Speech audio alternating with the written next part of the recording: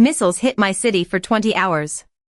The attack on Dnipro was relentless, with over 80 missiles and drones hitting the city in just 20 hours. I remember the sound of air raid sirens and explosions, the smell of smoke and ash filling the air. The city's infrastructure was severely damaged, with buildings reduced to rubble and power lines down. The human toll was devastating, with multiple casualties and many more injured, leaving our community shaken and traumatized, forever changed by the experience. The constant bombardment took a tremendous toll on my family, particularly my young son. He was constantly on edge, never knowing when the next missile would strike. The stress and anxiety were palpable, and as a mother, it was heartbreaking to see him like that. We tried to make the best of it, but it was clear that we needed to get out of Dnipro for his sake. So, we made the difficult decision to temporarily relocate to Chernivtsi in western Ukraine. It wasn't an easy choice, but we knew it was necessary. The relief was almost immediate, as my son was finally able to attend school without the constant threat of air raid shelters and the sound of sirens.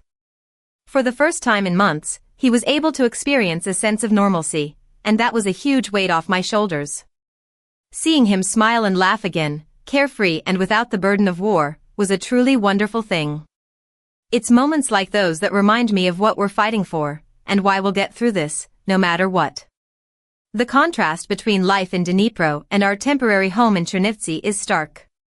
Here, my son can attend school without the constant threat of air raid shelters, a luxury we took for granted before the war. He's making new friends and learning new things, and for a few hours a day, he gets to be a normal kid again. I watch him play outside, carefree and laughing, and it's a bittersweet feeling. I'm grateful that we made the decision to leave Dnipro, but it's hard not to think about the life we left behind.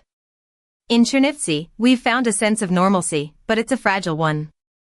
We know that the war is still raging on, and that our temporary haven could be disrupted at any moment. For now, though, we're trying to make the most of it, to find joy in the small things and to hold on to hope that one day we'll be able to return home. My son's smile is a reminder that even in the darkest times, there is always a glimmer of light, and that's what gets us through each day. As I look back on our experience, I'm reminded of the fragility of life and the importance of human connection. We've seen the worst of humanity, but also the best, in the kindness of strangers and the resilience of our community. I hope that by sharing our story, I can help put a face to the conflict in Ukraine and encourage you to consider the human side of this war. It's not just about numbers and headlines, but about families like mine, who are simply trying to survive and find some sense of normalcy.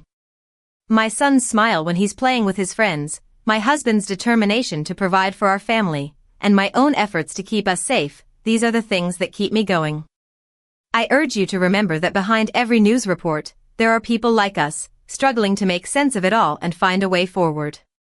By sharing our story, I hope to inspire empathy and understanding, and to remind you that even in the darkest times, there is always hope.